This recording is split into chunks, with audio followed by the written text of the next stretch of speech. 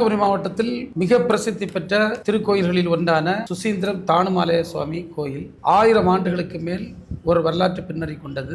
அது மும்மூர்த்திகள் சிவன், பிரம்மா, விஷ்ணு ஆகிய மும்மூர்த்திகள் குடிகொண்டிருக்கக்கூடிய ஒரு கோயில். அந்த புராதன தானுமாலய சுவாமி கோயிலுடைய மார்கழி தேர் திருவிழா நிகழ்ச்சியில பாஜகவும் ஒரு சில மதவாரி அமைப்புகளை சார்ந்தவர்கள் தேர் பிடிக்கின்ற நேரத்தில் காந்தி கொலை வழக்கில் குற்றம் சாட்டப்பட்ட சார்வர்கர் வாழ்க என்று முழக்கமிடுகிறார். இது உண்மையிலேயே அங்கு வந்திருக்கூடிய தானுசாலமலை சுவாமி கோயில் பக்தர்களை மிகவும் புண்படுத்தக்கூடிய ஒரு செயல். அது மட்டுமல்ல, காந்தி மகாத்மா காந்தி அவர்கள் இந்த தேசத்தின் ஒற்றுமைக்காக, மத ஒற்றுமைக்காகவும், சாதி ஏற்றத்தாழ்வு ஒழிய வேண்டும் என்றும் குரல் கொடுத்ததற்காக அண்ணல் காந்தியடிகள் படுகொலை செய்யப்பட்டார். அந்த கொலை வழக்கில் குற்றம் சாட்டப்பட்டவர் சார்வர்கர். அவருக்கும் தானுமலை சாமி கோயிலுக்கும் என்ன சம்பந்தம் இருக்கு? அவர் ஒரு சாதாரண மனுஷன். இது ஒரு கோவில். இந்த கோவில்ல அந்த மார்கழி தேர் விழாவில் தேர் இழுக்கும் போது அங்கு சார்வர்கர் வாழ்க என்று முழக்கமிடுகிறார். இது எதை காட்டுதுன்னா, பச்சையாக இன்றைக்கு பாஜகவும் மதவரி அமைப்புகளும் திருக்கோயில்களில் நுழைந்து அங்க இருக்கக்கூடிய மக்கள்கிட்ட தவறான கருத்துக்களை கொண்டு செல்லுகின்ற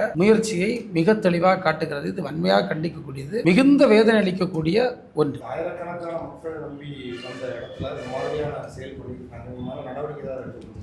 இல்லை, நீங்கள் இது கண்டிப்பாக நடவடிக்கை காவல்துறை பார்த்துக்கிட்டோம், பொதுமக்கள் பார்க்கணும். என்னுடைய அன்பான வேண்டுகோள் இந்த மண் அதாவது யூனிட்டி அண்ட் டைவர்சிட்டி தான் நம்முடைய பெருமை. நம்முடைய மாண்புமிகு கனிமொழி அக்கா அவர்கள் வெளிநாடுகளுக்கு இந்த சிந்தூர் ஆபரேஷன் சிந்தூர் சம்பந்தமாக வெளிநாடுகளில் ஆதரவு திரட்டுவதற்கு சென்றிருந்த ஒரு குழுவை தலைமை தாங்கி சென்றிருந்தார். அப்போது ஐரோப்பிய நாடுகளில் ஒன்றில் அவரிடத்தில் கேள்வி கேட்டார்கள், உங்க தேசத்தினுடைய மொழி என்ன? அவர்கள் புன்னகை முகத்தோடு சொன்னார்கள், யூனிட்டி அண்ட் டைவர்சிட்டி, அந்த பன்மை தன்மையில் ஒற்றுமை என்பது என்று சொன்ன நேரத்தில் உலகமே அதை பாராட்டி, அப்படிப்பட்ட ஒரு நாட்டில் இந்த தேச சுதந்திரத்திற்காக போராடி, இந்த தேசத்தில் இந்த சாதி கொடுமைகளை எதிர்த்து போராடி, இந்த தேசத்தில் சமய ஒற்றுமை வர வேண்டும் என்று போராடியவரை அதற்காக கொலை செய்த கும்பலில் அந்த கொலை குற்றவாளியாக குற்றம் சாட்டப்பட்டவரை பெயரை சொல்லி வாழ்க என்று தானுமாலசாமி கோயிலுக்கு உள்ள இந்த பிஜேபியும் மதவரி கும்பலும் முழக்கமிடுகிறார் என்று சொன்னால், அவங்களுக்கு மதத்தை வச்சு அரசியல் செய்வதை தவிர வேற என்ன நோக்கம் இருக்கிறது என்பது மிக தெளிவாக எனக்கு தெரிஞ்சு. இது ஒரு மிகவும் வேதனையான சம்பவம். இவர்கள்ட்ட தமிழ்நாட்டு மக்கள் மட்டுமல்ல, இந்திய நாட்டு மக்களே மிக கவனமாக இருக்க வேண்டும்.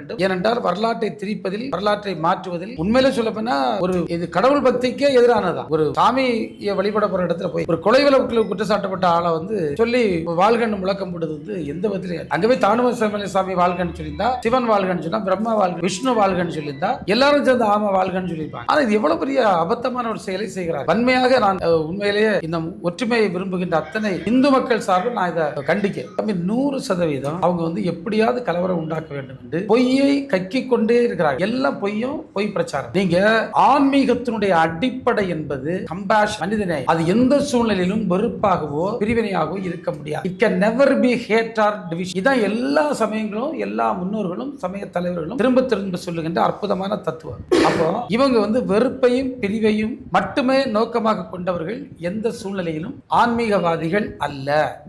இவங்க மதவரியை கையில் எடுத்துக்கிட்டு மக்கள்கிட்ட தவறான செய்திகளை பரப்பி மதத்தின் பெயரால் மக்களை ஒன்றிணைத்து அதன் மூலமாக அரசியல் லாபம் பெற முயற்சிக்க கூடியவர்கள். தேர்தலை மையமாக வைத்துதான் இவர்கள் பல இடங்களிலையும் இப்படிப்பட்ட பிரச்சனைகளை உருவாக்குவதற்கு முயற்சி மேற்கொள்கிறார்கள். இதை மக்கள் தான் அடையாளம் கண்டுகொள்ள வேண்டும். தேசப்பிதா என்று போற்றப்படுகின்ற அண்ணல் காந்தியடிகள பேரை இப்ப நீக்கிறாங்க. நம்ம எல்லாருக்கும் தெரியும், ஒரு திட்டத்தில் இருந்து. இப்போ அதை விட 10 படி முன்னால தேசபிதாவை அவர் சமய ஒற்றுமை வலியுறுத்துகிறார், ஜாதியை எதிர்க்கிறார் என்ற காரணத்தினால் கொலை செய்த கும்பலில் கொலைப்பட்டியல் இருந்தவர் சார்வர்கர். அப்போ அந்த சார்வர்கர் வாழ்கன்னு ஒரு கோயில்ல திருத்தேர் இழுக்கக்கூடிய இடத்துல அவன் முழக்க முடியான்னா இது வேற எதுக்காக இருக்க முடியும்? இது வன்மையான கட்டணத்திற்குரியது.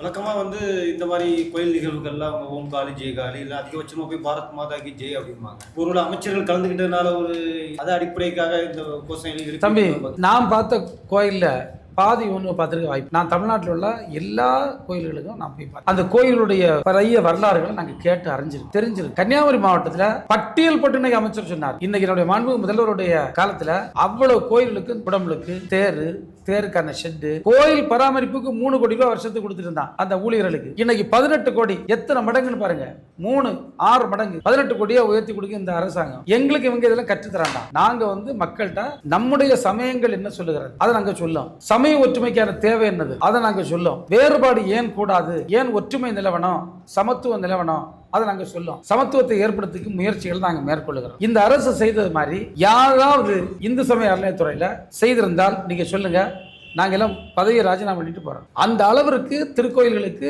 இந்த அரசு செய்திருக்கிறது. நம்முடைய மாவட்டத்தில் ஒரு கல்லை தூக்கி வச்சு நான் பார்த்ததில்லை இத்தனை ஆண்டு காலத்துல. ஆனா இன்னைக்கு நீங்க எல்லாம் பாக்குறீங்க எவ்வளவு சிறப்பு இந்த கோயில்களுக்கு செய்யப்படுகிறது. எனவே இதை பொறுத்துக்கிடவே முடியல அவங்களுக்கு வந்து இதை பொறுத்துக்கிடவே முடியல. இந்த பிஜேபி மதவரி கும்பலுக்கு இங்க எதுவும் நடக்காட்டலாம் ஒண்ணும் இல்ல. மதம் முன்னால வந்து மதத்தை பேரை சொல்லி ஜாதி, நீ பிறந்து உன்னை முற்பிறவியில் செய்த கர்மத்தின் விளைவு, நீ இப்ப படிக்க முடியாது, நீ நல்ல வேலை செய்ய முடியாது, நீ நல்ல உடை உடைக்க முடியாது, நீ கோயிலுக்குள்ள வர முடியாது சொன்னா.